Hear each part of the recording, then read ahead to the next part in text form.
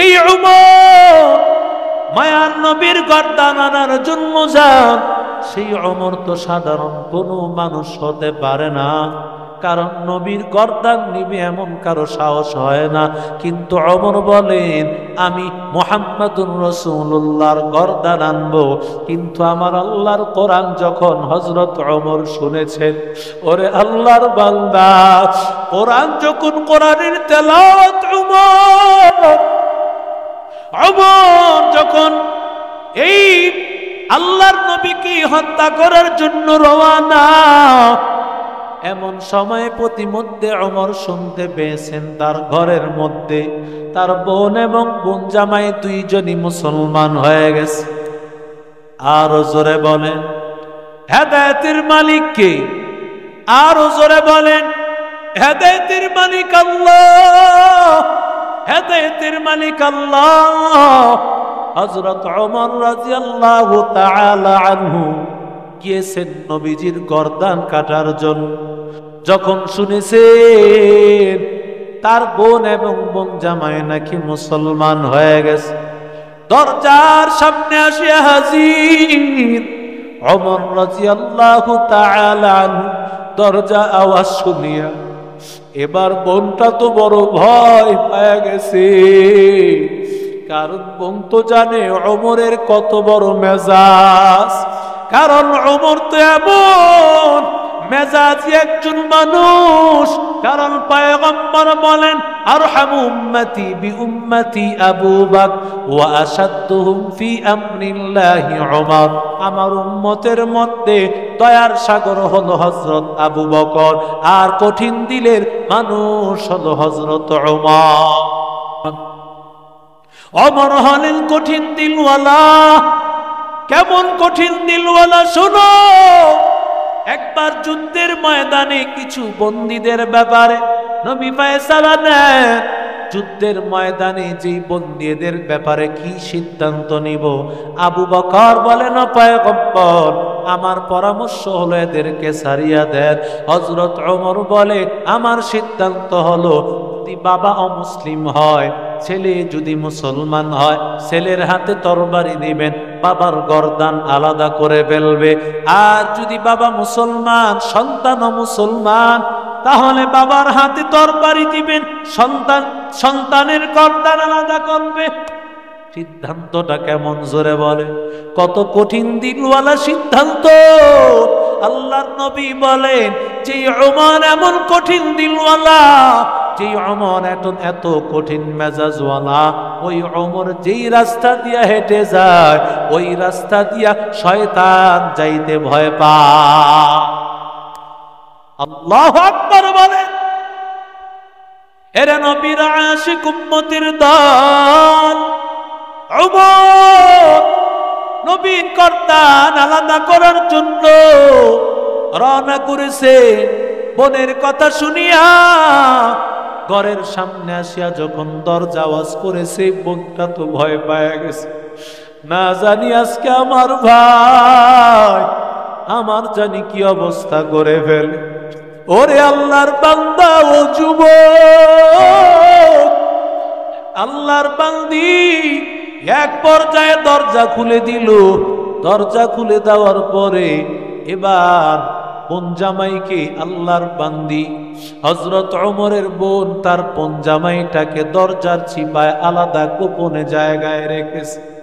ওরে আল্লাহর বান্দা, এরে নবীর আশিক উম্মতের দল, ও আল্লাহর গোলাম, ঘরের মধ্যে ঢোকার পর ওমর ডাক দিয়া বলে, কিরে বোন, তোরা নাকি মুসলমান হয়ে গেছে?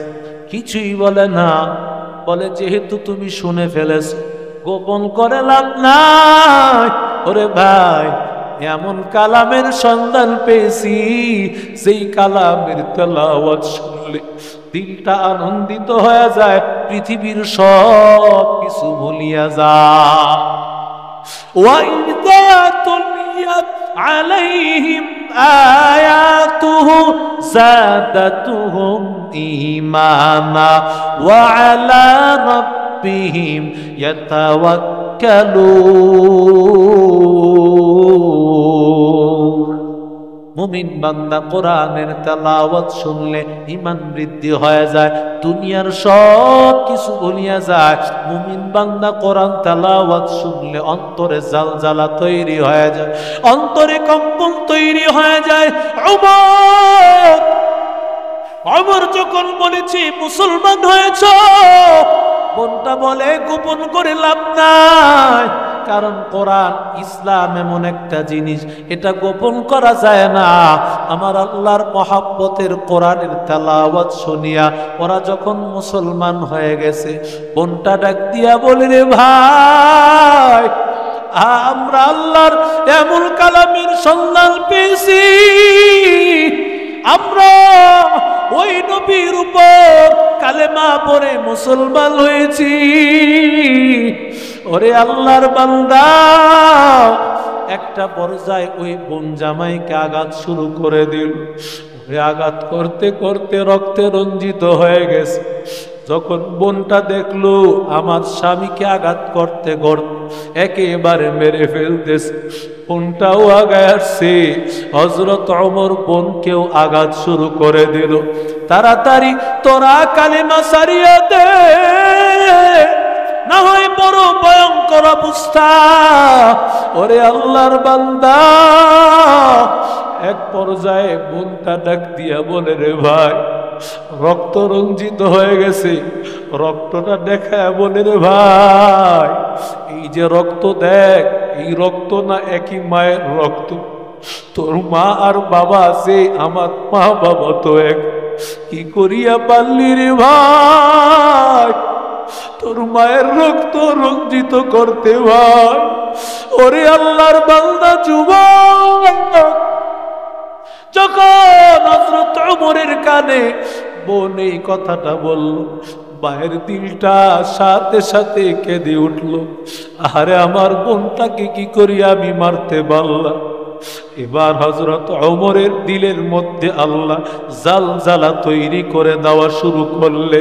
ওরে আল্লাহর বান্দা, ওমর ডাক দিয়া বলে, রে বোন, ওই কি পড়তেছিলে আমার একটু শোনাও। বোনটা ডাক দিয়া বলে, রে ভাই, যদি শুনতে চাও, তুমি তো মুসলমান, আগে তুমি একটু গোসল করে পবিত্র হইয়াস।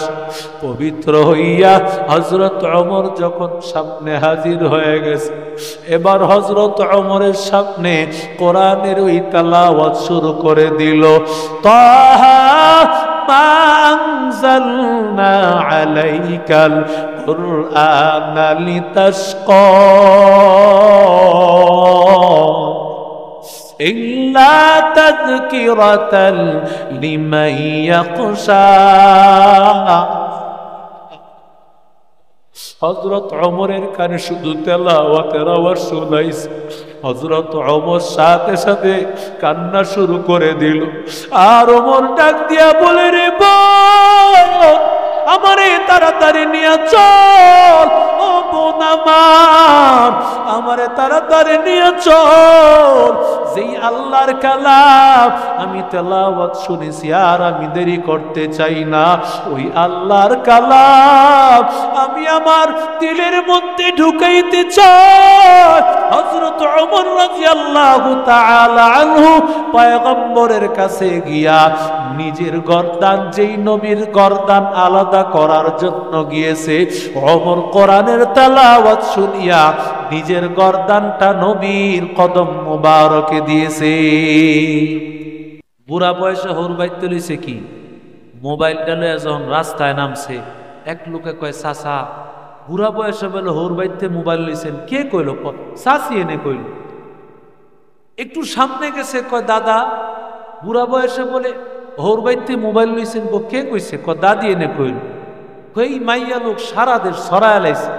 মুরগি যেমন ডিম পাইরা কক কক করে সারা দেশ জানায়, কিছু মাইয়া লোকেরও স্বভাব আছে, বাপের বাড়িতে যদি কিছু আনতে পারে, বাপ রে বাপ, সারা দুনিয়ার মানুষকে জানায়। এমন খাইচ্ছদের মহিলা আছে না নাই? এখন এই মোবাইলের ফাংশন জোয়ানরা বেশি বুঝে না বুড়ারা বেশি বুঝে? আরে বাপ রে বাপ, বুঝেনি। যত ছোট বাচ্চা আছে এমন পূজা বুঝে, সব তার মুখস্থ। এখন মোবাইল একদিন রাইখা বুড়ায় যখন বাহিরে গেছে, বুড়ির বাপের বাড়ির টাকার মোবাইল না, এর একটা পাওয়ার আছে না, হ্যাঁ মোবাইল নিয়ে টিপা শুরু করছে।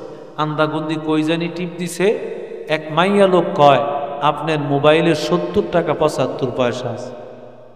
হ্যাঁ তো তেলে বেগুনে জ্বললা উঠছে, আমার বাপের বাড়ির টেয়া দিয়া মোবাইল কিনা কোন মাইয়া লোকের লোকে খাতিল করছো তুমি?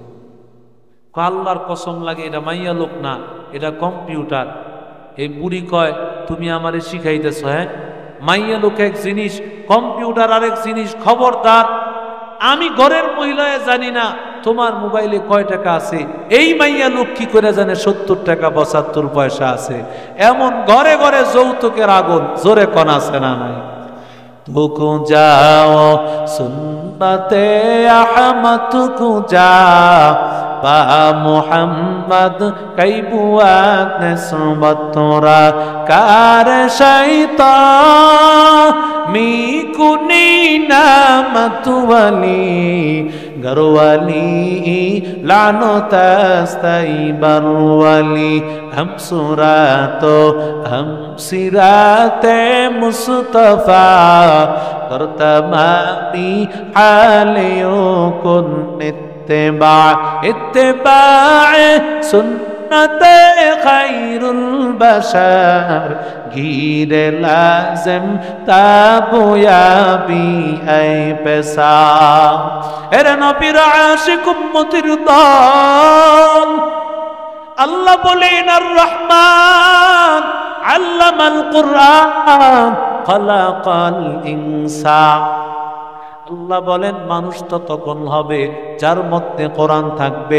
তাসলিমা নাসরিন কেন বলেছে আমার পেট আমার, যেখান থেকে ইচ্ছা সেখান থেকে বাচ্চা নিব?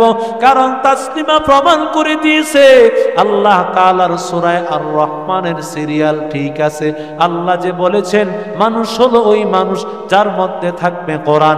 আমি কোরআন শিখি নাই সুতরাং আমি মানুষ না। ওরে আল্লাহর বান্দা, ও ফতুল্লাহর মুসলমান, আমাদের সমাজের কুকুরগুলো, আমাদের সমাজের কুত্তিগুলো কোন কুত্তা থেকে বাচ্চা নেয় তার ঠিকানা আসেনি? জোরে বলেন, তার কোনো ঠিকানা নাই। যে আল্লাহর বান্দা কোরআনের সাথে তার সম্পর্ক হবে না, ওই মানুষগুলো হবে উলাইকা কাল আনআমি বাল হুম আদাল উলাইকা হুমুল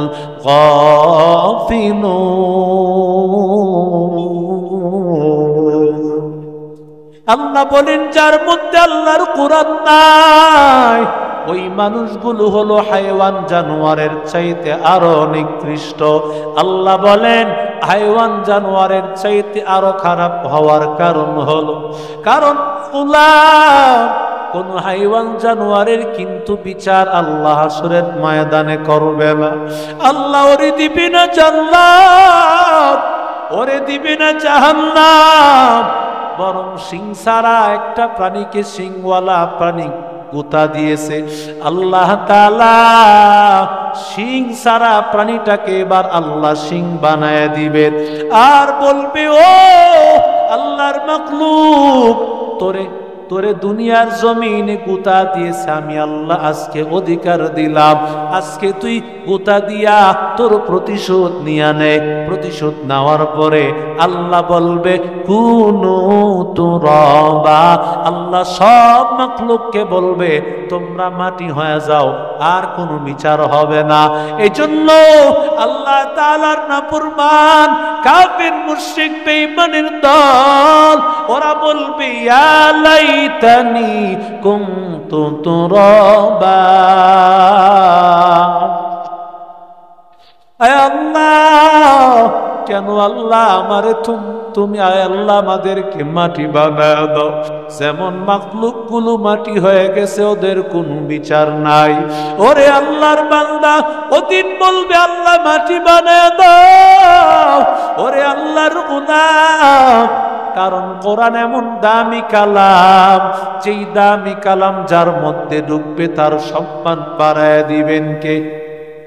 আরো জোরে বলেন, কারণ কোরআন কার কালাম? আরো জোরে বলেন, কোন কিতাব কালাম না, সমস্ত আসমানি কিতাব হলো কিতাবুল্লাহ। তার মানে আল্লাহ লিখেছে, না হয় ফেরেশতাদের মাধ্যমে আল্লাহ লিখাইছেন। কিন্তু কোরআন কেমন কালাম? কালাম মানে হলো কথা। আল্লাহ তাআলা বলেছেন, জিব্রাইল আলাইহিস সালাতু ওয়াস সালাম শুনেছেন, জিব্রাইল বলেছেন আমার মায়ার নবী গোটা কোরআন শুনে শুনে মুখস্থ করে ফেলেছে। আল্লাহর নবী কোরআন তেলাওয়াত শোনার পর নবীজি তেলাওয়াতের সাথে সাথে জবানটা নাড়ান। আল্লাহ ডাক দিয়া কয়, ও নবী, না না, আপনি জবান নাড়ানো লাগবে না। লা তুহাররিক বিলিসানিকা লিতা'জালা বি, ইন্না আলাইনা জামআহু ওয়া কুরআনা, ফাইযা ক্বরানাহু ফাত্তাবি' কুরআনা। ও পয়গম্বর, কোরআন আপনার তেলাওয়াত মুখস্থ করার জন্য এই তেলাওয়াতের সাথে সাথে আপনার জবানটা নাড়ানো লাগবে না, বরং আমি আল্লাহর দায়িত্ব, আমি আল্লাহ তাআলা গোটা কোরআন আপনার সিনায় আমি আল্লাহ ঢুকায় দিব। ইন্না নাহনু নাযালনা যিকরা ওয়া ইন্না লাহু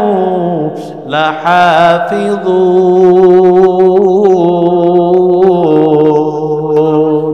এই কালামে জিন্দা কুরআনে হাকিম, হিকমতে ও লা ইয়াজালাসতু কাদিম, জামিউল ইলমি ফিল কুরআনে হাকিম, তাকাসারাত আনহু আফহামুর রিজালি, বাখা কুরআন কালামুল্লাহ পশুনা, কদিমাস্তি নইন। জোরে বলেন আল্লাহু আকবার। কোরআন এমন দামি কালাম, ও যুবক, এই কালামুল্লাহর কারণে পৃথিবীর নিকৃষ্ট মানুষগুলো সবচাইতে দামি হয়ে গেছে। ঠিক কিনা? জোরে বলেন। যেই মানুষটা অন্ধ, যেই মানুষটা প্রতিবন্ধী, দেখতে কালো, কিন্তু আমার আল্লাহ কোরআনের কারণে ওদের এত দাম আল্লাহ বাড়ায় দেয়। কারণ আল্লাহ বলেন, এই কোরআন আমি আল্লাহ তাআলার কালাম। যারা এই কোরআন পড়বে, কোরআনের সাথে মহব্বত রাখবে, তাদের সম্মান বাড়াইয়া দিব আমি আল্লাহ। দেখো না বাইতুল্লাহর কত দাম, মদিনা শরীফের কত দাম।